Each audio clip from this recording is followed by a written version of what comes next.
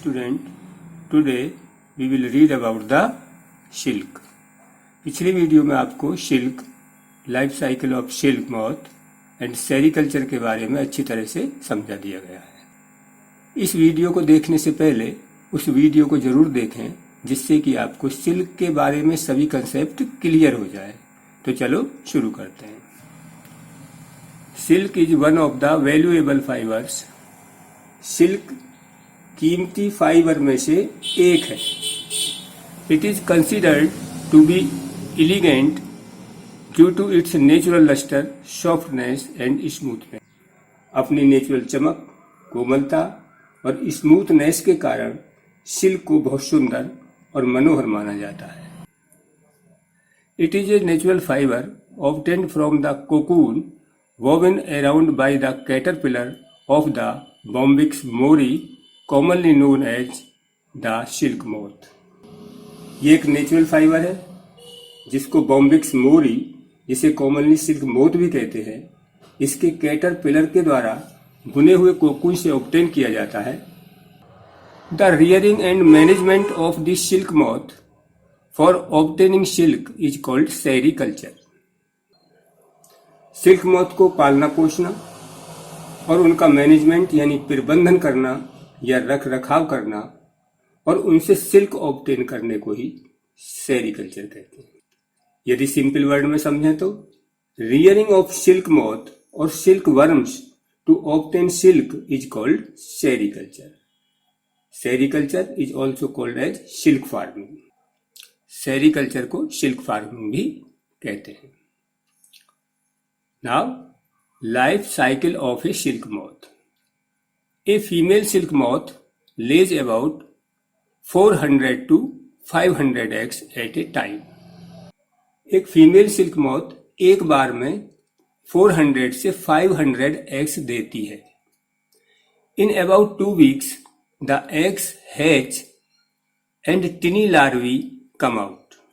लगभग 2 वीक्स में अंडों से हैचिंग के बाद छोटे छोटे लार्वा निकलते हैं। अंडे से बेबी का बाहर आना हैचिंग कहलाता है। These are called caterpillars. इन्हें कैटरपिलर्स कहते हैं। These caterpillars eat enormously for 5 to 6 weeks. ये कैटरपिलर 5 to 6 वीक्स तक बहुत ज्यादा खाते हैं।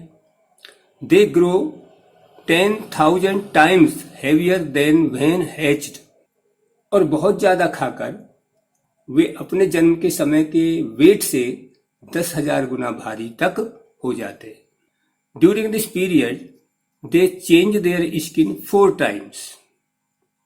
इस पीरियड में वे अपनी स्किन को 4 बार चेंज करते हैं। This is called moulting. इसे मॉल्टिंग कहते हैं। मॉल्टिंग में क्या होता है? मॉल्टिंग में पुरानी स्किन बॉडी से उतर जाती है और उसकी जगह नई स्किन आ जाती है। Now each caterpillar starts secreting saliva from its salivary glands.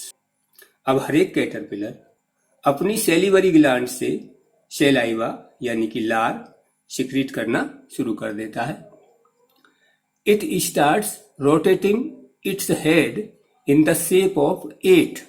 वह अपने सिर को 8 की शेप में घुमाना शुरू कर देता है। This saliva is rich in proteins. इस सैलाइवा में प्रोटीन्स की मात्रा ज्यादा होती है। This liquid silk solidifies on coming into contact with air with in 2 to 3 days। 2 to 3 days में ये लिक्विड सिल्क एयर के कांटेक्ट में आकर जम जाती है, सॉलिड हो जाती है। In this way the caterpillar spins its protective shell called the cocoon around it. इस प्रकार कैटरपिलर अपनी बॉडी के चारों तरफ एक प्रोटेक्टिव सेल यानी रक्षात्मक खोल बनाता है जिसे कोकून कहते हैं। The cocoon has a larva inside it. Cocoon के अंदर एक लार्वा होता है। It is called the pupa. इसे प्यूपा कहते हैं। Now this pupa grows into an adult. अब ये प्यूपा ग्रो करके एडल्ट बन जाता है। The adult breaks the cocoon and comes out.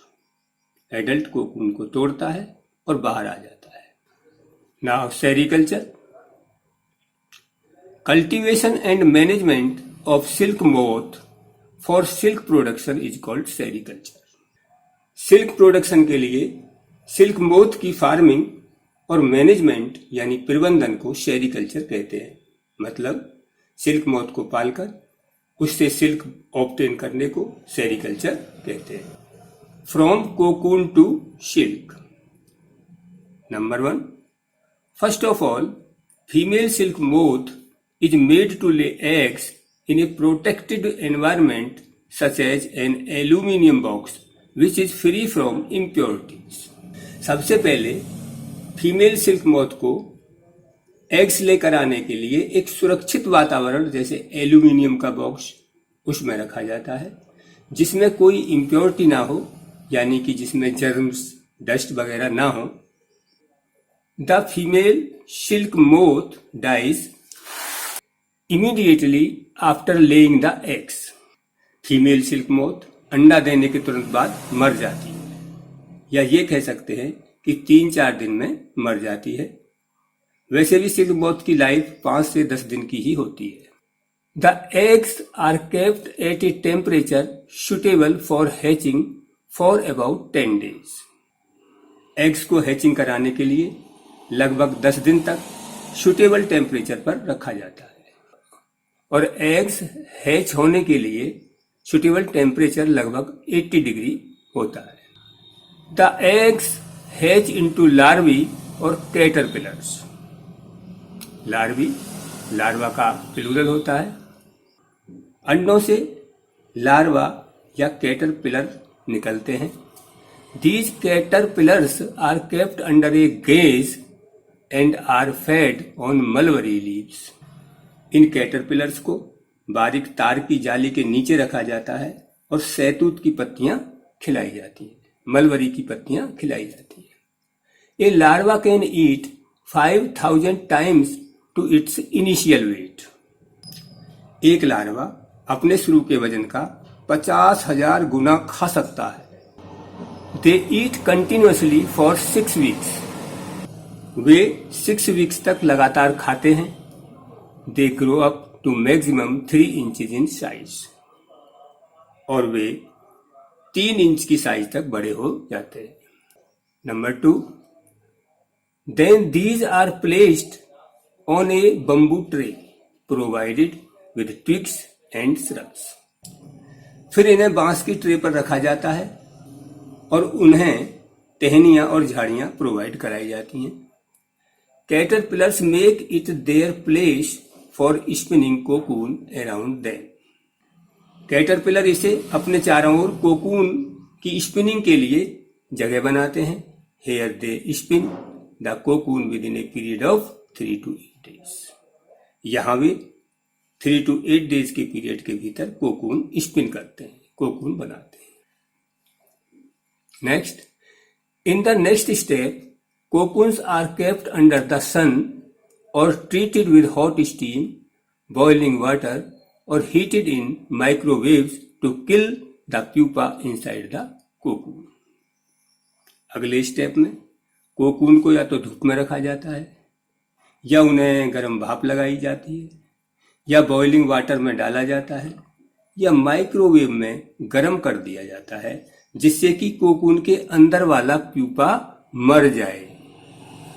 Then these cocoons are unwound to obtain the silk filaments। फिर इन कोकून्स को सिल्क फाइबर यानी कि सिल्क फिलामेंट ऑब्टेन करने के लिए अनवाउंड किया जाता है। This process is called reeling. इस प्रोसेस को रीलिंग कहते हैं। This is the reeling process. Fourth, the reeled filaments are spun into yarn. Reel किए गए फिलामेंट को काटकर धागे बनाए जाते हैं। This is called throwing and then woven to fabric. इसे थ्रोइंग कहते हैं और फिर कपड़ा बुना जाता है। This is raw silk. ये रॉ सिल्क यानी कच्चा रेशम होता है। It is still harder. ये अब भी कुछ हार्ड होता है It is washed to remove sericin and to make it light, soft and shiny. देखो स्टूडेंट, सिल्क मेनली 2 टाइप्स की प्रोटीन का बना होता है, जिसमें एक प्रोटीन का नाम है फिब्रोइन और दूसरी का नाम है सेरिसिन। जब तक सिल्क में सेरिसिन रहता है तब तक यह हार्डी बना रहता है। तो it is washed to remove sericin and to make it light, soft and shiny. Sericin को रिमूव करने के लिए फैब्रिक को वॉश किया जाता है, जिससे कि सिल्क हल्की हो जाए, सॉफ्ट और चमकदार हो जाए। There are a variety of silk moths which yield different types of silk. Silk moths different types के होते हैं, जिनसे हमें सिल्क भी अलग अलग तरह की मिलती है। The silk is different in texture, i.e. Course, smooth, shiny, etc.. इस प्रकार सिल्क की बनावट अलग अलग होती है, यानी कि सिल्क मोटी हो सकती है, चिकनी हो सकती है, चमकदार हो सकती है। Mulberry silk is soft, lustrous, elastic and can be died in various attractive colours. Mulberry silk, जो कि हमें बॉम्बिक्स मोरी से ऑब्टेन होती है, वो सॉफ्ट, चमकीली और लचीली होती है और उसे कई आकर्षक रंगों में रंगा जा सकता है। Different varieties of silk like kosa silk, crepe silk, mulberry silk, moonga silk, ETC are available. Silk की डिफरेंट वेराइटीज अवेलेबल हैं, जैसे kosa silk, crepe silk, mulberry silk, moonga silk, ETC. What is rearing of silk moths called? इसका answer आपको देना है, कई बार आपको बता दिया है। Now health hazards. Workers employed in the wool and the sericulture industries often suffer from various diseases, some of them are. Health hazards means health को खतरा, हैजार्ड मीन्स खतरा या जोखिम। ऊन और सेरिकल्चर उद्योगों में काम करने वाले वर्कर्स अक्सर कई बीमारियों से पीड़ित होते हैं। उनमें से कुछ ये: नंबर 1, सॉर्टर्स डिजीज, सॉर्टर की बीमारी। There are health hazards for the workers in wool industry. ऊन उद्योग में काम करने वाले वर्कर्स को हेल्थ संबंधी खतरे होते हैं। मेनी में get the infection of A fatal blood disease called sorters disease. कई लोगों को सॉर्टर नाम की घातक ब्लड डिजीज का इन्फेक्शन हो जाता है। It results from inhaling spores of the bacterium bacillus anthracis present in the wool of contaminated sheep. यह तब होता है जब दूषित और गंदी भेड़ की वूल में मौजूद बेसिलस एंथ्रेसिस नामक बैक्टीरिया के स्पोर्स सांस के साथ बॉडी में चले जाते हैं। Number 2, lung infections. A health hazard for the workers in silk industry is that they inhale the vapours of boiling cocoons. Lung infection means फेफड़ों का संक्रमण। सिल्क इंडस्ट्री में काम करने वाले को एक हेल्थ हैजार्ड ये है कि वे उबलते हुए कोकीन की वेपर्स को, यानी कि भाप को इनहेल करते हैं। इनहेल कहते हैं सांस अंदर लेने को और एक्सहेल कहते हैं सांस बाहर छोड़ने को। दिस में cause lung infections in them which में लीड टू अस्थमा और ब्रीदिंग प्रॉब्लम्स। इससे उनमें लंग इन्फेक्शन हो सकता है, जिससे अस्थमा और सांस लेने की प्रॉब्लम हो सकती है। Such risks faced by workers in any industry are called occupational hazards. किसी भी उद्योग में वर्कर्स द्वारा सामना किए जाने वाले ऐसे जोखिम ऑक्यूपेशनल हैजार्ड्स कहलाते हैं। Dear student, with this this chapter is finished. In next video we will see the exercise of this chapter.